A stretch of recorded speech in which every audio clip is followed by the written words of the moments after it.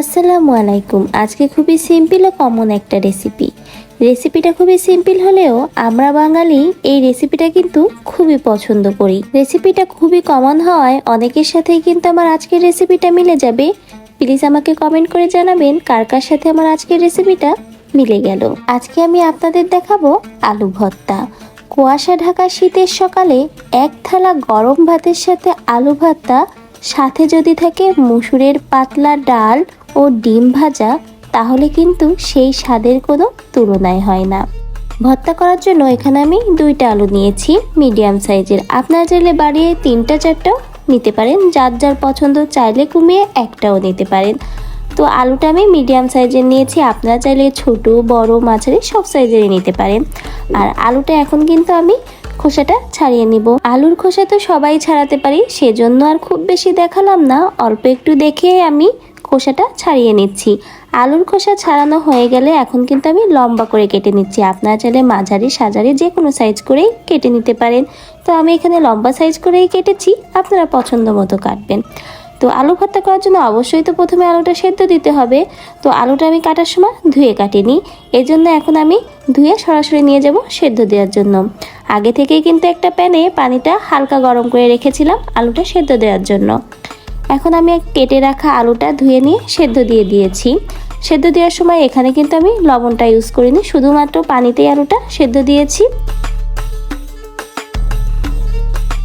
আলুগুলো খুব সুন্দর করে সেদ্ধ হয়ে গেছে। ছুরি দিয়ে আমি চেক করে নিচ্ছি, প্রতিটা আলুই কিন্তু খুব সুন্দরভাবে নরম হয়ে গেছে। আমি সেদ্ধ হওয়ার জন্য যেটুকু পানি দিয়েছিলাম সম্পূর্ণ পানিটাই টেনে গেছে, তারপরে কিন্তু আলুটা দেখি নরম হয়ে গেছে। আপনারা চাইলে বেশি পানি দিয়েও সেদ্ধ করে পরে কিন্তু পানিটা ফেলে দিতে পারেন। এখন আলুগুলো নামিয়ে এখন ঠান্ডা করে নিব। আর একটা কড়াই বসিয়ে দিয়েছি চুলায়, দিয়েছি সরিষার তেল। সরিষার তেলটা গরম করে নিব, কারণ এখন কিছু মশলা ভেজে নিব। 3টার মতো শুকনা ঝাল আমি বিচিটা ফেলে দিয়ে এভাবে কেটে নিয়েছি। এখন এটা সরিষার তেলের ভিতরে দিয়েছি ভেজে নেওয়ার জন্য। খুব ভালো করে কিন্তু দেখুন একদম বাদামি করে মচমচে করে ভেজে নিয়েছি। তারপরে এর ভেতরে আমি একটা পেঁয়াজের অর্ধেক দিয়েছি, আর দিয়েছি 3টা 4টার মতো কাঁচা ঝাল দিয়ে, এগুলো কিন্তু এখন আমি ভালো করে ভেজে নিব। আর মিডিয়াম আঁচে রেখেই ভাজছি। ভাজতে তো আর বেশি সময় লাগে না, অল্প সময় তো ভর্তার জন্য পেঁয়াজটা ভাজা হয়ে যাবে। আর এখানে অর্ধেক পেঁয়াজ দিয়েছি, কারণ বাকি অর্ধেক পেঁয়াজ কিন্তু আমি কাঁচা রেখেছি ভর্তায় দিব বলে। আপনারা চাইলে কিন্তু পেঁয়াজের পরিমাণটা আরও বেশি বাড়িয়ে দিতে পারেন। পেঁয়াজটা ভাজা হয়ে গেছে, নামিয়ে নিয়ে যাচ্ছি ভর্তার জন্য। ভর্তার জন্য সব কিছু রেডি করে নিয়েছি। এটা হলো সেই কুচি করা কাঁচা পেঁয়াজ, আর এটা হলো ভাজা কাঁচা ঝাল, শুকনা ঝাল আর পেঁয়াজ। আলুটা দেখুন খুব সুন্দরভাবে সেদ্ধ করে নিয়েছি। ভর্তার জন্য মশলাটা ভাজার সময় কিন্তু আমি লবণ দেইনি, আর আলুগুলো সেদ্ধ দেওয়ার সময়ও কিন্তু লবণ দেয়নি। এজন্য ভর্তার জন্য এখন পরিমাণ বুঝে লবণ দিয়ে ভাজা পেঁয়াজটা, কাঁচা ঝাল, শুকনা ঝাল এবং কাঁচা যে পেঁয়াজ একসাথে সব খুব ভালো করে হাতের সাহায্যে মেশ করে নিচ্ছি। খুব ভালো করে মেখে নিতে হবে। তো দেখুন খুব সুন্দর করে যে মেখে নিয়েছি, আর এটা মাখা দেখেই কিন্তু মুখে পানি চলে আসছে।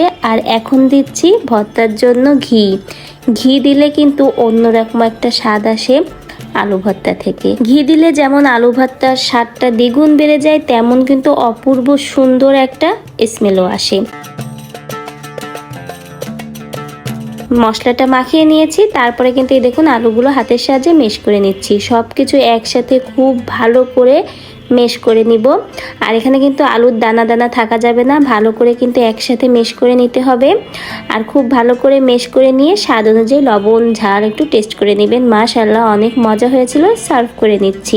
আমি গোল গোল ডিম আকারে শেপ করে সার্ভ করে নিয়েছি। ধোয়া ওঠা গরম ভাতের সাথে শীতের সকালে আলু ভর্তার কিন্তু কোনো তুলনায় হয় না। বাঙালি কিন্তু যাই বলেন ভর্তা খুবই পছন্দ করে, আর আলু ভর্তা তো আমার ভীষণ প্রিয়। আপনাদের কাদের কাছে আলু ভর্তা পছন্দ তারা অবশ্যই কমেন্টে জানাবেন। তো আশা করি সিম্পল এই আলু ভর্তা রেসিপিটা আপনাদের সকলের কাছেই ভালো লেগেছে। এরকম ইন্টারেস্টিং ভিডিও পেতে অবশ্যই আমার চ্যানেলের সাথে থাকবেন। আর আজকের ভিডিও থেকে আমি এখানেই বিদায় নিচ্ছি। সবাই অনেক অনেক ভালো থাকবেন। সবার জন্য অনেক অনেক দোয়া ও ভালোবাসা রইল। আল্লাহ হাফেজ।